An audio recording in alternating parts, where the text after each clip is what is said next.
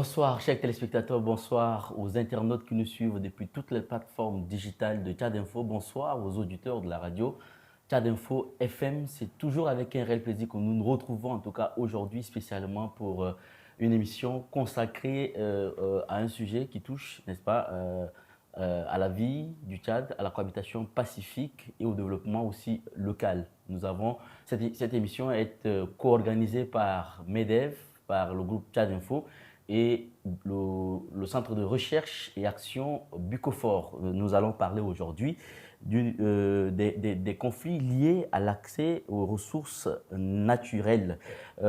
Pâturage, terres agricoles, points d'eau, autant de ressources naturelles qui deviennent des sources de tension entre les communautés, notamment la communauté des éleveurs, mais aussi des agriculteurs. Pourquoi ces conflits persistent? Nous irons à l'origine de ces conflits pour essayer de comprendre qu'est-ce qui fait qu'aujourd'hui ces deux communautés s'affrontent et comprendre aussi, trouver des solutions, proposer des voies de solutions pour pouvoir essayer de créer une cohabitation pacifique entre ces deux communautés. Nous avons en tout cas avec nous aujourd'hui des spécialistes du domaine, des chercheurs qui vont nous aider à comprendre ce conflit. Nous recevons Dr Cécile Petit-Demange, ancienne chercheuse, docteur en anthropologie, en sciences politiques. Bonsoir, docteur Cécile, et merci d'avoir accepté de venir sur ce plateau. Bonsoir, merci à vous. C'est un honneur en tout cas pour nous de vous recevoir, docteur Cécile Petit-Demange. Nous recevons aussi docteur Achérif Hamid Zagalo. Vous êtes secrétaire chargé des organisations paysannes à la plateforme pastorale du Tchad. Vous êtes aussi médecin, il faut le préciser. Merci d'avoir accepté de venir sur ce plateau et de répondre à nos questions.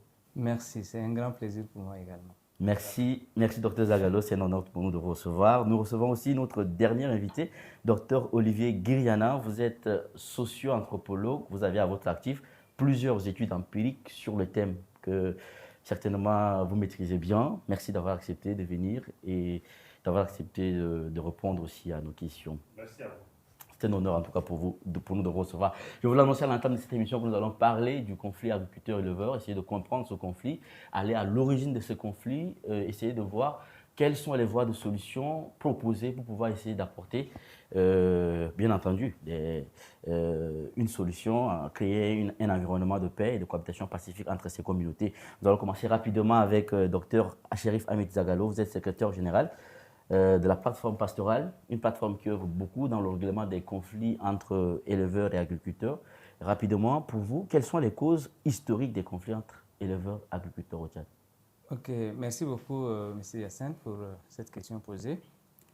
Alors, moi, je disais, je pense que notre pays, le Tchad, depuis 1960, donc depuis l'accession de son indépendance, elle est confrontée à des conflits sociaux et même politiques. Et je pense que c'est en quelque sorte aussi l'une des raisons qui entrave toute œuvre de développement de notre pays. Et il faut aussi reconnaître que la société, c'est un ensemble qui n'est pas homogène. Et il y a toujours le conflit qui doivent toujours surgir dans la société. Alors, on peut avoir ce conflit dans la société, dans la famille. On peut avoir aussi les conflits au sein d'un foyer. Il y a même le conflit chez les religieux, à l'église, dans la mosquée. Donc, naturellement, les conflits doivent toujours exister dans une société parce que les divergences de points de vue toujours existent. Alors, s'agissant des agriculteurs éleveurs, je pense que nous sommes un pays d'élevage et d'agriculture par excellence. Et donc, ces deux exercices économiques, surtout l'agriculture et l'élevage, souvent il y a des conflits. Et généralement, nous avons d'abord les causes, comme vous l'avez souligné, les causes habituelles qui sont très bien connues par les communautés elles-mêmes. Ils savent comment aussi les aborder, comment les gérer. Et donc, souvent, ça se résume sur les dévastations, par exemple, des animaux dans le champ. Et donc, ça, c'est une des causes que souvent, vous allez les retrouver derrière un conflit. Donc, habituellement, c'est ça. Et les communautés sont habituées à comment gérer ces causes de conflit. Il y a aussi, quelquefois, on note aussi l'occupation ou bien la mise en culture, comme on le dit, des espaces pastoraux. Parce qu'il y a quand même des espaces qui sont destinés à l'exercice pastoral. Surtout, par exemple, les couloirs de transhumance, les points d'eau, Et il y a aussi des aires de pâturage, communément on peut l'appeler aussi des aires de stationnement. Donc c'est des endroits qui sont quelquefois destinés à l'exercice pastoral. Mais on assiste parfois à une progression du champ ou bien des cultures qui vont aller quelquefois occuper même ces espaces et ça peut aussi souvent générer les conflits. Ça, c'est les causes vraiment habituelles. Une autre cause aussi qu'on peut aussi insister là-dessus, c'est le manque d'un système de gestion efficace des conflits. Ce qui fait que le conflit se renouvelle parce qu'on est dans un vide juridique. Les gens ne savent pas comment juridiquement aborder ces conflits et c'est laissé seulement aux mains de communautés qui les gèrent de façon selon les us et coutumes. Mais juridiquement parlant, par rapport à l'État, il y a quand même un vide. Donc peut-être on va revenir, mais cette absence peut aussi être un peu la cause de ce conflit. Merci, docteur Zagallo. On va revenir en tout cas sur les moyens, en tout cas mis en place aujourd'hui pour régler ces conflits et faire des propositions aussi sur comment faire pour pouvoir essayer d'apporter des solutions. Nous allons aller avec docteur Petit-Demange. On vous pose la même question vous aussi, pour savoir, selon vous, quelles sont les causes historiques de ce conflit-là entre agriculteurs et éleveurs? Ok, merci de votre question. Alors, je pense que je vais commencer par dire que, historiquement parlant, il y a toujours eu en fait cohabitation entre populations nomades, transhumantes et sédentaires. Il y a toujours eu différentes formes de cohabitation. Il y avait vraiment une complémentarité en fait des rôles. Vous aviez par exemple des agriculteurs qui pouvaient confier leurs troupeaux et qui continuent toujours à le faire, qui confient leurs troupeaux aux éleveurs. Vous aviez aussi à l'époque des systèmes d'alliance, notamment en termes de ce qu'on pouvait appeler des contrats de fumure, où quand les éleveurs descendaient, ils donnaient aux agriculteurs la fumure de leurs animaux et en échange, les agriculteurs autorisaient les éleveurs à avoir accès aux semis ou aux fins de récolte. Donc, il y a toujours eu, historiquement parlant, des complémentarités et des systèmes d'alliance. Ce n'est pas deux systèmes qui sont totalement antagonistes. En revanche, là où il y a une augmentation, ou en tout cas il y a un renforcement des conflits, il y a trois raisons principales. D'une part, il y a le changement climatique, les grandes sécheresses des années 70, 80, qui ont poussé beaucoup d'éleveurs au sud et qui ont poussé certaines communautés à se sédentariser. On a une grosse variabilité climatique, donc voilà, du coup, des couloirs de passage, des routes de transhumance qui sont modifiées. On a également des risques sécuritaires, Boko Haram, les rébellions en RCA, Nord Cameroun, qui poussent aussi des éleveurs, par exemple du Nigeria ou de la région du lac, à descendre vers le sud, ce qui est un phénomène assez récent. Par exemple, maintenant au sud, vous pouvez trouver des peuls Ouda qui n'avaient pas forcément l'habitude d'aller nomadiser dans les zones notamment du Mayo-Kébi. Et enfin, donc on a une pression démographique. Faut savoir que dans les années 60, il y avait environ 3 millions de personnes au Tchad. On est à 17 millions à l'heure actuelle. Et idem, dans les années 60, on était à 40 millions, je crois, de têtes de bétail. On en est à 130 millions à l'heure actuelle. Donc, augmentation de la pression démographique, changement climatique, risque sécuritaire, ce qui fait que finalement, on se retrouve avec énormément de personnes sur un espace, somme toute, assez restreint et avec des ressources naturelles de plus en plus minces, de plus en plus fragiles.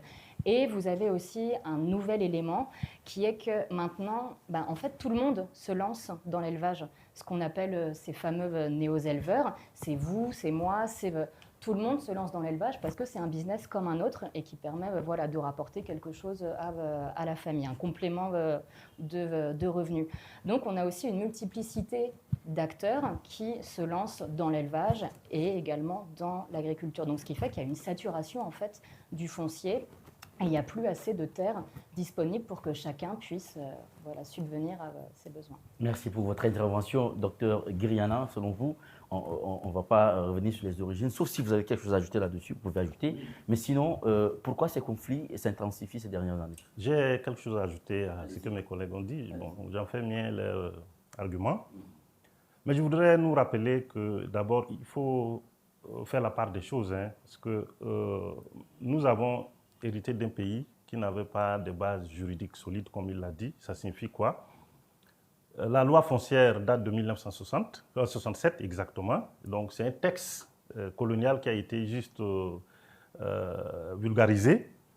Et ça n'a pas été structuré de façon à gérer le problème aujourd'hui. Donc on est parti sur cette base. Sur le plan pastoral, nous avons cette fameuse loi de 1959. 59, c'est avant l'indépendance, vous voyez, qui est en cours, mais dont le texte d'application n'a jamais eu lieu. Donc aujourd'hui, de façon claire, la gouvernance peut être appréhendée comme la première cause de ces conflits que nous voyons, et on ajoute tout ce qu'ils ont dit de manière pertinente déjà sur ces causes. Donc, voilà ce que je voudrais ajouter à ce qu'ils ont dit. Très bien. Alors, pourquoi ces conflits s'intensifient ces dernières années, selon vous? Ok, donc comme je viens de le dire, si la gouvernance n'est pas clairement assumée ou assurée, on ne peut qu'avoir des difficultés de cohabitation comme ce que nous appelons communément conflit entre agriculteurs et éleveurs, qui est une réalité plus complexe. Voilà, donc quand vous faites la cartographie des conflits, à l'Est, ça ne se pose pas de la même manière, tout comme dans le Bata, à l'Ouest et au sud du Tchad. Alors, mais le fond reste, comme je viens de le dire, l'absence d'une base juridique pour gérer l'accès aux ressources naturelles et notamment le foncier, parce que le foncier devient un problème véritable. Alors, de nos jours, ça s'intensifie parce qu'on a plus que jamais besoin de ces textes actuellement. Parce que comme Cécile vient de le dire, on était à 3 millions d'habitants. Et nous sommes à 20 millions, à les estimations de 2022, oui, 20 millions de Tchadiens. Donc, ça signifie quoi? On a cette nécessité-là d'avoir un cadastre national qui n'existe pas. Vous avez dans les villes, hein, il y a le cadastre urbain. Quelles que soient les faiblesses qu'on peut reconnaître à ces services, ils arrivent quand même à organiser l'accès aux espaces, ainsi de suite. Mais sur le plan national, on n'a pas cette base. Alors, qu'est-ce que la loi de 67 dit? La terre appartient à l'État. Et les communautés disent la terre nous appartient. Donc, du coup, il y a une crise de légitimité. Donc, le sous-préfet ou le préfet qui représente l'État dans une entité donnée va s'autoriser à octroyer des espaces aux gens, ça peut être aux agriculteurs, aux éleveurs, aux hommes d'affaires, au nom de l'État, parce que la terre appartient à l'État, et les communautés contestent ce genre de décision en disant « nous sommes dépositaires de cette terre », tout ça. Donc, tant qu'on n'arrive pas à avoir une base juridique, un cadastre national et un code foncier qui a échoué en 2014, code pastoral, on ne peut jamais réduire l'intensité des conflits qu'on vient de voir. Merci. Quels sont les impacts de ce conflit sur la cohésion sociale et le développement local? Allez-y.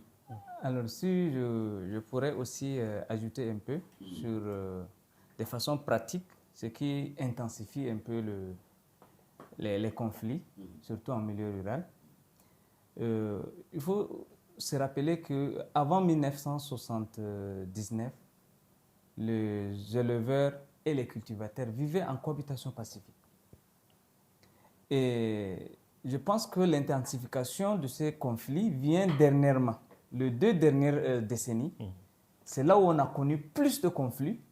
On a connu plus de conflits à grande échelle qui conduisent vraiment à des dégâts énormes. Et je pense que dans ça, il y a eu plusieurs paramètres qui sont entrés, qui ont changé un peu la donne. Sinon, on a les causes habituelles, comme on l'avait dit, de conflits, que les communautés savent comment les gérer et comment vraiment prendre leurs dispositions pour éviter et prévenir les conflits. Mais ces 2 dernières décennies, avec l'ajout d'autres paramètres, les conflits ont carrément changé de donne. Alors, premièrement, on peut peut-être parler depuis 2000 par exemple. Il y a eu ce qu'on appelle les phénomènes de coupeurs de route. Et là, en milieu rural par exemple, tu as tes biens, quelqu'un armé, il vient, il arrache tous tes biens. Il y a eu le phénomène de banditisme. Et ce phénomène de banditisme, l'enlèvement des enfants contre rançon, etc., c'est amplifié à partir de 2000. Et ça a amené quoi? Ça a obligé ces producteurs-là, agriculteurs et éleveurs, à s'armer. Ça, il faut aussi le souligner. Donc, pour faire face à ça, ils s'arment. Et ça intensifie, ça génère un peu d'intensification quand même des conflits. Il y a aussi ce qu'on appelle, ce que le docteur Cécile venait de le souligner, c'est dire que les éleveurs fonctionnaires, on les appelle comme ça, les éleveurs fonctionnaires propriétaires d'animaux. On ne va pas les indiquer, mais quand même ces éleveurs confient leurs animaux là à des bouviers qu'eux-mêmes ils les arment. Et ces bouviers-là sortent hors normes. Vous voyez, ils sortent hors normes et ils appliquent leurs lois en absence comme vous l'avez dit, de lois juridiques, de vides juridiques. Donc, ça donne encore d'autres ampleurs et ça intensifie plus encore. L'accaparement de terres, comme vous l'avez dit, les cadastres, c'est limité sur la gestion urbaine. Le rural, on l'a laissé quand même comme ça à la communauté et aux autorités administratives. Chacun le gère comme il le veut. Et c'est comme ça qu'on peut retrouver des gens qui s'accaparent des milliers d'hectares. Et ça limite l'accès aux ressources aux autres usagers. Donc quelqu'un vient, il accapare 1000 hectares par exemple, il le clôture, parfois il ne l'exploite même pas. Et donc c'est cet accaparement. Et il a aussi des sources qui lui octroient ça, soit la communauté, etc. Docteur Zaralo, vous avez parlé d'un vide juridique. Vous l'avez évoqué aussi, docteur Giriana, le manque d'un code pastoral.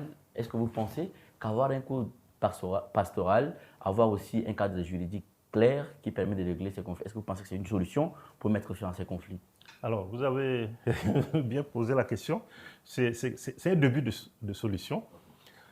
Parce qu'en matière de texte, dans d'autres secteurs, le Tchad fait partie des meilleurs élèves en quelque sorte. Hein, mais en matière de gouvernance, appliquer ces textes, ça pose un problème. Et il a dit deux choses très importantes sur ce sujet-là.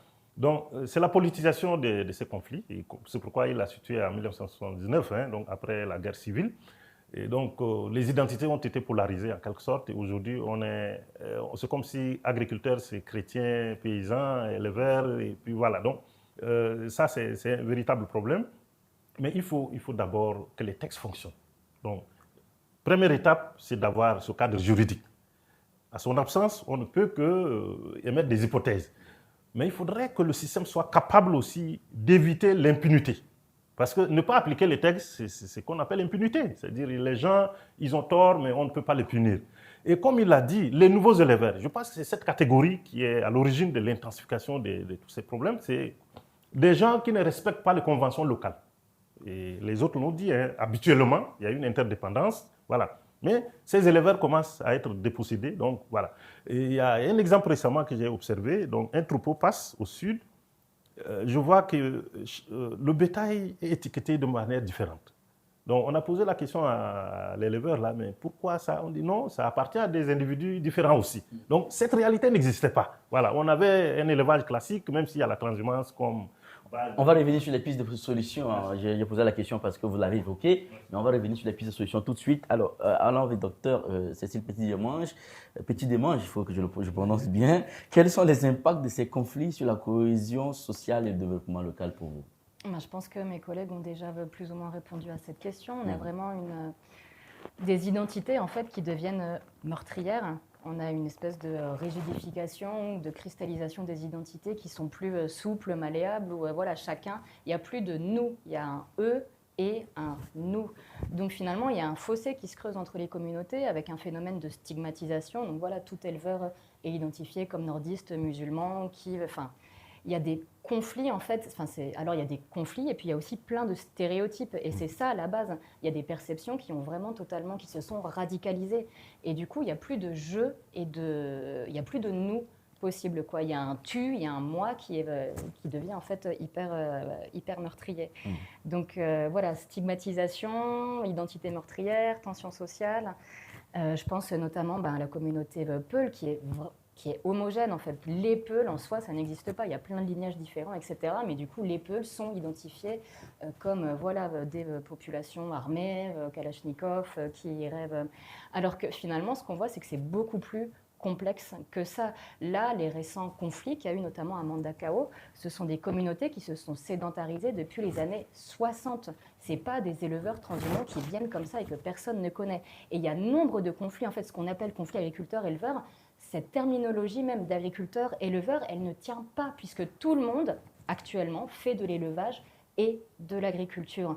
Donc là, ce sont des communautés, c'est une communauté Ontorbe qui réside à Mandakao depuis les années 60, qui pratique l'élevage et qui pratique l'agriculture au même titre que les populations autochtones. Et ce qu'on voit dans les discours, c'est que voilà, il y a vraiment cette radicalisation entre autochtones et allogènes. Tu n'es pas de chez moi, tu n'es pas originaire de ce pays, enfin tu n'es pas originaire de ma région, quoi. Alors que dans les années 60, il y a des contrats qui ont été faits entre voilà, chefs de village, chefs de canton et ces communautés pour leur permettre de s'installer. Et ce qu'on voit à l'heure actuelle, c'est que ces contrats sont remis en cause parce qu'il y a une demande foncière, il y a une pression foncière qui est plus importante. Donc les populations, les enfants de ces chefs de canton et autres demandent à l'heure actuelle de récupérer les terrains qui ont été octroyés par le passé, et parce que par manque de place, et qui plus est, ces terrains sont fertiles parce que la fumure des animaux, etc. Donc sont plus productifs. Très bien, merci. Merci pour votre intervention.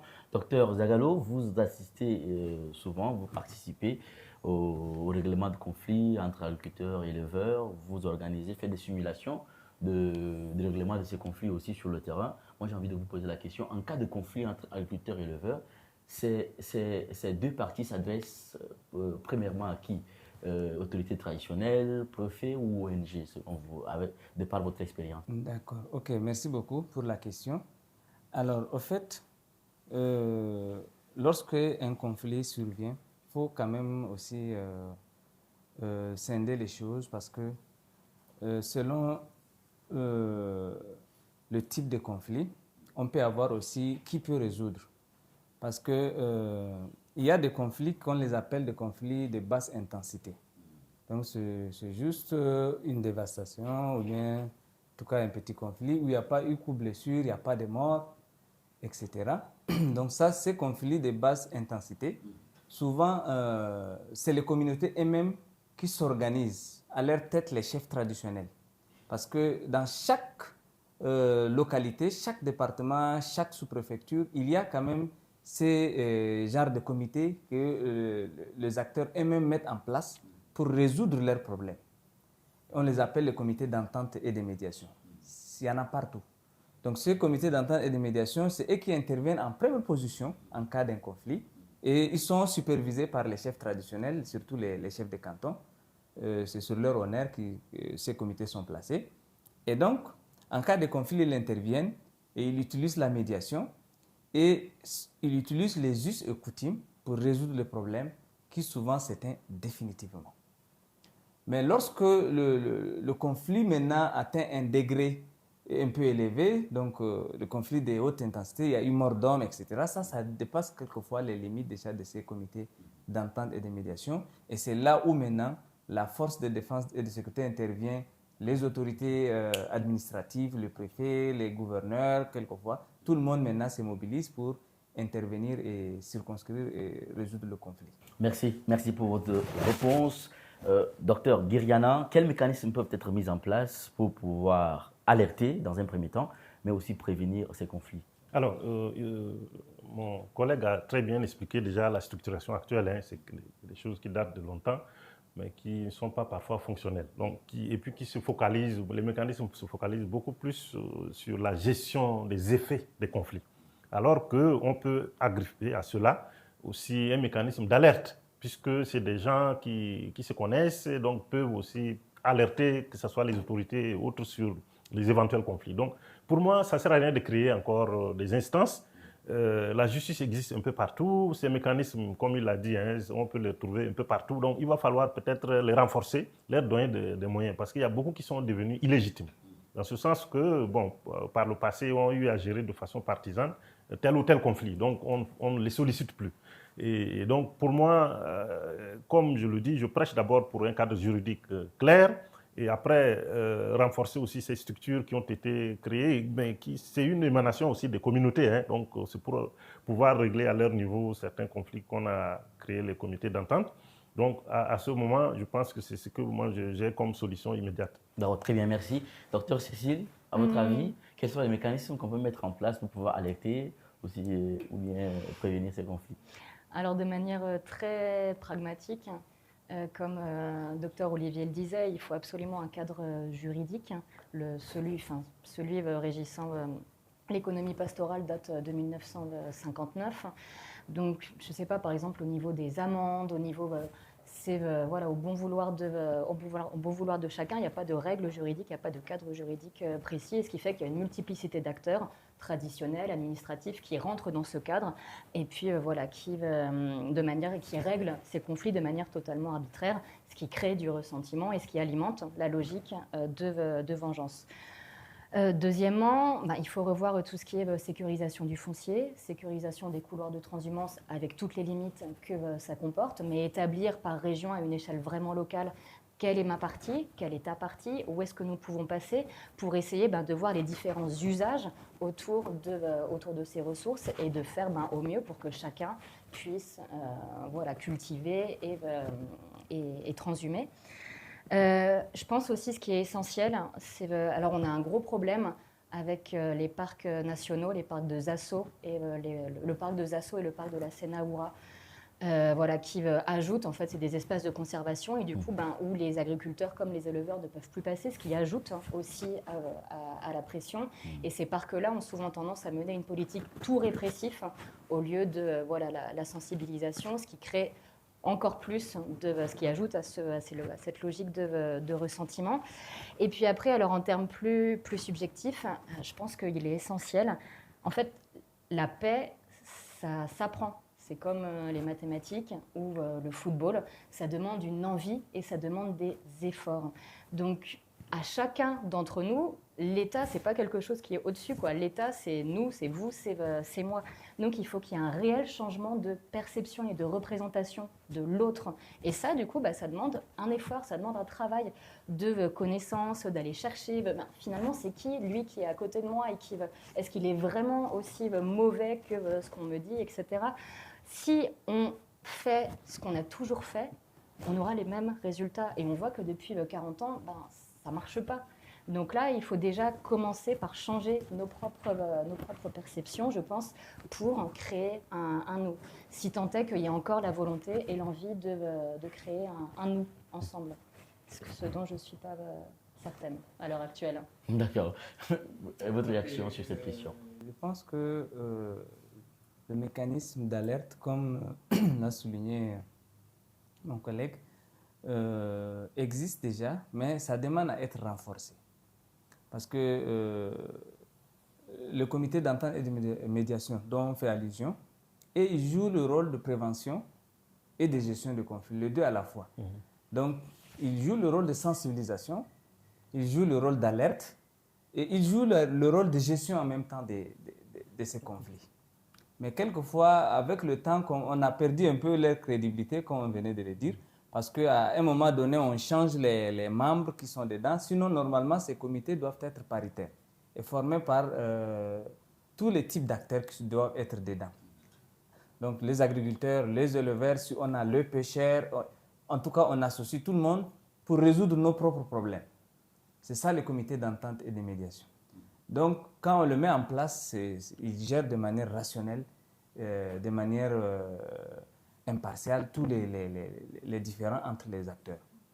Et donc, il joue aussi le rôle de prévention. Donc, mais quelquefois, on ne les reconnaît pas aussi. Parce qu'ils font un grand rôle, mais on ne reconnaît pas leur rôle, on ne les assiste pas. Ils jouent ce rôle avec leurs propres moyens. Qui sont reconnus par les autorités, c'est ce comité. Oui, ils sont reconnus. Parfois, même les autorités font recours à eux pour résoudre certains problèmes.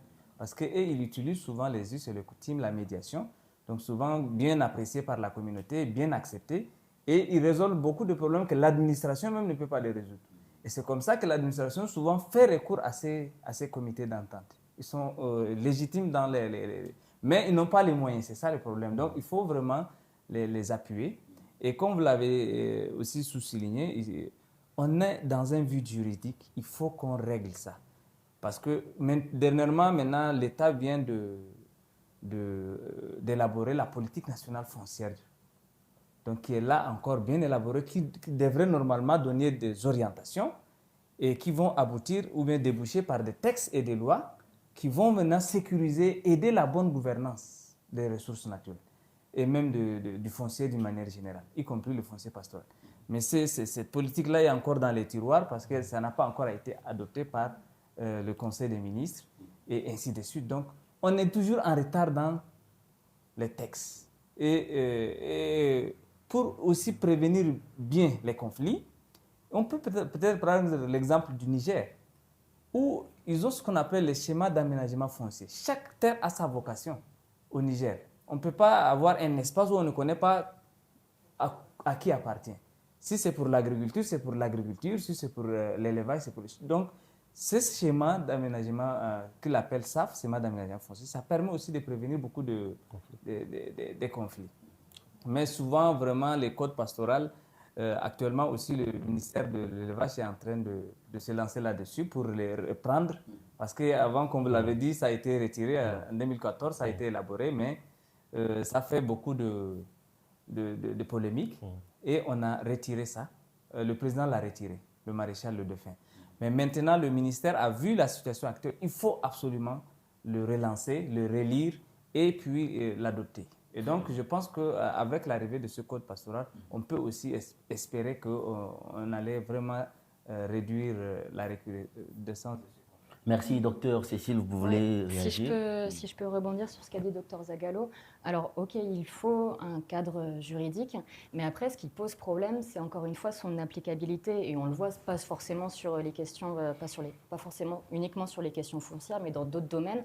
Le Tchad a un arsenal de textes, etc., mais qui ne sont pas mis en applicabilité. Pourquoi ? Parce que les mentalités ne changent pas. On a vraiment maintenant un truc qui est ancré dans la tête, où voilà, nordiste, sudiste, musulman, nordiste, sudiste, musulman, chrétien. Et c'est ça, à mon sens, qu'il faut avant tout travailler. Si on est dans la logique toute répressive, ça fait 40 ans qu'on est dans cette logique-là, ça ne va pas marcher, ça ne fait qu'alimenter un cycle de vengeance perpétuelle. Il faut d'abord passer par un changement de mentalité, de représentation.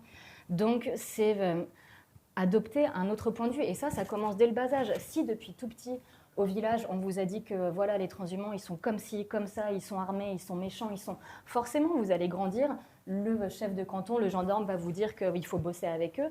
Dans votre tête, vous allez dire mais non, pourquoi je ferais la paix avec lui, alors que pourquoi on me forcerait à faire la paix avec quelqu'un dont on m'a dit que depuis des décennies, il voulait ma mort. Donc c'est cette rencontre, à mon sens, qu'il faut faire advenir par n'importe quel moyen, et surtout pas en fait par le moyen répressif. On ne va pas forcer à faire les gens on va pas forcer les gens à faire la paix. Et c'est pas non plus par des ateliers comme ça, une fois tous les mois, qu'on va régler ce problème. Donc c'est vraiment un travail de médiation au quotidien. Ça peut passer par les comités d'entente. Je pense qu'aussi les acteurs religieux, on le voit par exemple dans la zone de Moundou, les acteurs religieux qui sont considérés comme neutres et légitimes ont un réel rôle à jouer et sont appelés par le gouverneur, donc il y a un acteur chrétien, musulman et protestant, les chefs religieux qui sont appelés en cas de conflit pour essayer de décrisper la situation et faire un travail c'est pas juste en une fois ce que je veux dire, ça passe par un travail quotidien de proximité. Alors vous l'avez évoqué, vous en avez aussi parlé, docteur Zagallo, docteur Guyana avait aussi parlé que les conflits agriculteurs-éleveurs sont souvent assimilés à un conflit chrétien-musulman. Vous avez déjà proposé une solution, il faut retravailler les mentalités. Docteur Guyana, est-ce que vous pensez qu'il y a une autre méthode pour pouvoir essayer de faire en quelque sorte qu'on évite cette confusion-là dans le futur? Non, nous sommes obligés de trouver une solution pour que ces conflits cessent. Parce que la situation actuelle, c'est que le Tchad a beaucoup de terres agricoles. La démographie n'a pas vraiment eu un impact considérable sur le potentiel en termes d'agriculture. Et l'élevage aussi. Donc, nous avons transformé ces terres en champs de bataille. Donc, il faudrait que ça cesse. Comme je l'ai dit, pour moi, c'est la gouvernance. Parce que si l'autorité qui est censée faire rien l'ordre est aussi juge et partie, on ne pourra jamais avoir la paix comme décrit tout à l'heure. Donc, il faut absolument qu'on arrive à faire cette déconstruction. Et ça, comme Cécile a pris tout à l'heure l'exemple d'un paysan agriculteur, hein, à qui on a inculqué l'idée que l'éleveur, c'est un mal. Mais inversement, c'est-à-dire si l'éleveur qui grandit avec l'idée que le paysan a été son esclave, mais il ne pourra jamais accepter l'idée de cohabitation pacifique. Donc il y a trop de préjugés. Vous voyez, historiquement, on ne peut pas fonder, on ne peut pas prouver ce que les gens disent des uns et des autres. Beaucoup ne peuvent pas être prouvés. Et donc, il faut arriver à laisser tout ça. Parce que qui est derrière tout ça? C'est l'homme politique. Ça l'arrange. Vous voyez à peu près. Donc, si on arrive à comprendre qu'en réalité, on est manipulé pour des intérêts qui ne sont pas les nôtres, on pourrait accepter l'idée que l'agriculture, l'élevage, 80% au moins des populations du Tchad sont des ruraux. Les ruraux, ça veut dire quoi? C'est vital, c'est le développement national et il faudrait qu'on trouve une solution immédiate, c'est arriver à s'entendre, dialoguer autour de ça. Sur la même lancée, je voudrais vous poser la question, c'est de savoir quelle est votre analyse sur la gestion des conflits agriculteurs aujourd'hui par les autorités. Ok. Non, les autorités ont failli. Ça, il faut... soit traditionnel, oui, à tous les niveaux. Les autorités ont presque failli. Parce qu'il y a des autorités traditionnelles dans quelques provinces qui sont légitimes encore. Parce que, voilà, on fait preuve de beaucoup d'impartialité dans le traitement de ce genre de conflits. Mais de façon générale, les administrateurs ont failli parce que c'est eux-mêmes qui sont en réalité les premières causes aussi de ces conflits. Et beaucoup d'autorités traditionnelles, surtout dans la zone du sud, là, ne sont plus légitimes. Puisque, voilà, pour beaucoup de chefs de canton, la vente des terres, c'est eux qui orchestrent ça, et en complicité avec les sous-préfets, les préfets. Donc, à la justice, personne ne croit à la partialité de la justice aujourd'hui. Voilà. Puisqu'il y a une influence terrible que ce soit des hommes d'affaires, en tout cas ceux qui ont les moyens, sur le fonctionnement de la justice, et ça, ce n'est pas un secret. Donc, pour moi, la gestion, si aujourd'hui les conflits s'intensifient, c'est parce que les autorités ont failli à leur mission. Et il faut se le dire de façon très claire, à tous les niveaux. Voilà. Merci. Docteur Zagallo, nous sommes presque à la fin de cette émission, sauf si vous voulez revenir sur son intervention ou bien sur ses questions. Mais déjà, moi, je voudrais vous demander, en tant que quelqu'un qui œuvre en tout cas dans le règlement de ces conflits, quel message vous adressez ou bien quel appel vous lancez à l'endroit des communautés qui vivent ces conflits au quotidien, mais aussi à l'endroit de nos autorités?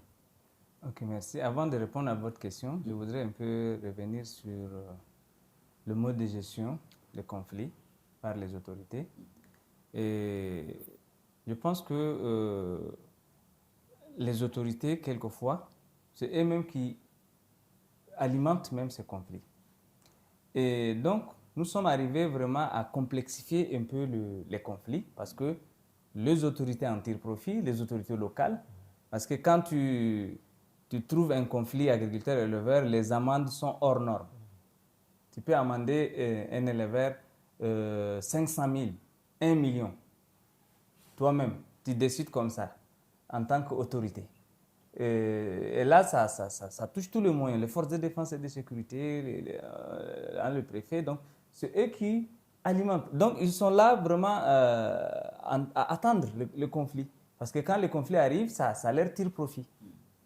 Et donc, je pense que cette manière doit vraiment, comme l'a dit le docteur, doit cesser parce que ça va intensifier le conflit. Il y a aussi des acteurs indirects qu'il faut aussi les souligner, les politiciens.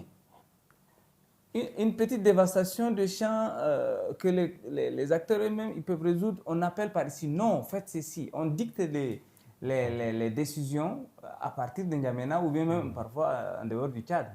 Et donc, l'ingérence des politiciens dans les conflits, ça intensifie et ça rend compliqué la gestion même des conflits. Quelquefois, c'est un petit conflit que les acteurs, ils ont l'habitude de gérer et sans problème, sans faille, mais on intervient à distance pour dicter des décisions, dicter des choses pour virer les choses et rendre les conflits assez vraiment compliqués. Donc ça, je pense qu'il faut faire allusion. Et là, ça demande maintenant aux organisations, à la société civile de faire face. Parce que c'est eux qui ont vraiment la possibilité de faire face vraiment à ces genres de pratiques. Et dénoncer ces pratiques, il faut aussi faire face. Il faut lutter contre ces pratiques parce que ça n'avantage pas nos communautés.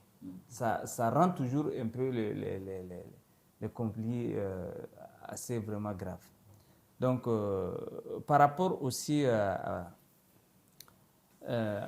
votre question, donc, vous savez que les communautés vivent en parfaite harmonie dans le passé. Pourquoi ils vivent en parfaite harmonie? Parce qu'ils s'entendent bien. On avait même fait allusion au début qu'il y a eu des conventions locales, que les gens souvent le mettent en place, et ça leur permet de gérer les espaces communs, les espaces qu'ils utilisent en commun. Et ces conventions locales, dernièrement, on a l'habitude de les négliger, mais ça joue un grand rôle pour prévenir et éviter les conflits.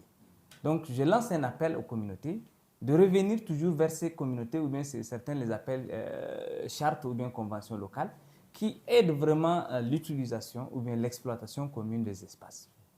Il y a aussi nos us et coutumes qu'on ne doit pas abandonner. C'est sur la base de ça que nos parents ont vécu en harmonie, ils ont vécu ensemble, ils ont vécu en société. Et donc, il faut vraiment donner aussi des valeurs à nos us et coutumes qui nous aident vraiment dans notre vie quotidienne. Et donc, c'est vraiment important. Et je pense qu'aussi, l'État doit aussi penser à un peu réactualiser le cadre juridique. Parce qu'on est tellement en retard dans ce sens. Et là, les ministères, les plus hautes autorités sont vraiment interpellés à vraiment accélérer qu'on réactualise nos textes juridiques, qu'on réactualise notre cadre juridique pour vraiment avoir une gestion apaisée de nos ressources naturelles. Merci, Dr Zagallo. Dr Cécile, je disais, on est presque à la fin de l'émission. Dernière question, la même que j'ai posée à Dr Zagallo. Quel message, appel vous adressez ou lancez aux communautés qui vivent ces conflits au quotidien ou sinon à l'endroit de nos autorités? C'est compliqué comme question, je trouve.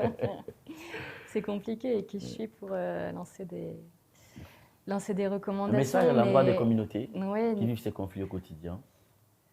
C'est compliqué parce que quand on subit une agression de manière régulière, c'est compliqué de faire un pas de côté, c'est compliqué de prendre un autre angle d'attaque. C'est vraiment, enfin voilà, je pense que ça demande vraiment un gros effort pour essayer d'interpréter les choses autrement. Là où finalement les communautés en soi sont pas tellement responsables. Il y a tout cet imaginaire voilà, nordiste, sudiste, qui est là depuis et qui continue à travailler et qui a vraiment des effets mortifères, quoi, qui a des conséquences directes qu'on a vues récemment. Donc là, finalement, les communautés sont plutôt victimes de ces discours stigmatisants et binaires. Donc c'est vraiment en fait dans l'espace public, médiatique, qui est l'émergence d'un contre-discours scientifique, par exemple, ou qui puisse complexifier en fait les choses, et qu'on arrête de dire voilà c'est bon, il y a les bons, il y a les gentils, un truc complètement binaire. Donc il y a une troisième voie en fait qui émerge, notamment portée par les acteurs scientifiques, et puis qui puisse dire la réalité est beaucoup plus complexe que ça. Venez, on va vous expliquer de manière pédagogique, et on va répéter et répéter jusqu'à ce que, en tout cas les plus jeunes, lorsqu'ils auront atteint l'âge adulte, puissent avoir un autre mode de représentation et du coup d'autres types de comportements que la violence. Merci. Même question pour vous. Ok, alors je voudrais bien que les éleveurs et les agriculteurs arrivent à me suivre, parce que je voudrais leur dire que ni l'un ni l'autre n'est l'ennemi. Les deux catégories, comme on aime le dire, ont trois ennemis en commun. Donc le premier ennemi, c'est l'absence d'un dialogue franc entre les deux communautés. Il y a l'impunité et il y a l'injustice, qui sont les ennemis aussi bien des éleveurs que des agriculteurs. Donc il faudrait tenir compte de ça pour éviter de continuer à être victime pour des intérêts des gens qui ne sont pas avec vous ou qui n'ont jamais mis pied aussi là où vous vivez quotidiennement. Donc c'est ce que j'ai à dire à mes parents, éleveurs et agriculteurs. Aux autorités? Aux autorités, je voudrais adresser un message très simple. Vous avez en main la clé de la résolution de ces conflits. Et je sais que vous êtes aussi capable de résoudre ces conflits. Donc, il suffit juste d'accepter de transformer le Tchad en une terre de développement et arriver à mettre en place les mécanismes nécessaires pour qu'on puisse cesser de s'entretuer. Donc, c'est ce que je voudrais dire comme message aux autorités. Merci, docteur Guiriana. Nous sommes déjà à la fin de cette émission. On va vous donner 30 secondes chacun pour dire votre mot de fin avant qu'on ne se perde. Docteur Cécile, on commence par vous. Bon, merci. Je pense que c'est un sujet hyper complexe et qui est souvent réduit à de gros stéréotypes, à des grosses étiquettes. Donc il est important de prendre le temps dans différents espaces, que ce soit à la télévision, au lycée, dans les écoles, en famille, de déconstruire tous ces stéréotypes. Allez lire, il y a des chercheurs qui ont bossé là-dessus, il y a des équipes franco-tchadiennes qui ont bossé là-dessus, il y a une mémoire historique, des vieux sont là qui peuvent vous raconter comment ça se passait avant. Allez vous renseigner, quoi, au lieu. Je comprends aussi, c'est tellement plus facile de tomber dans les sirènes du séparatisme, un discours hyper manichéen. C'est la facilité. Si on veut vraiment la paix, ça demande un effort pour dépasser ces discours stigmatisants. Merci, docteur Cécile, pour votre mot de fin. Docteur Olivier Guiriana, votre mot de fin. Alors, mon mot de fin, c'est que les conflits entre agriculteurs et éleveurs, ce n'est pas une fatalité. On peut arriver à les résoudre et transformer, comme je l'ai dit, notre terre en un espace de développement.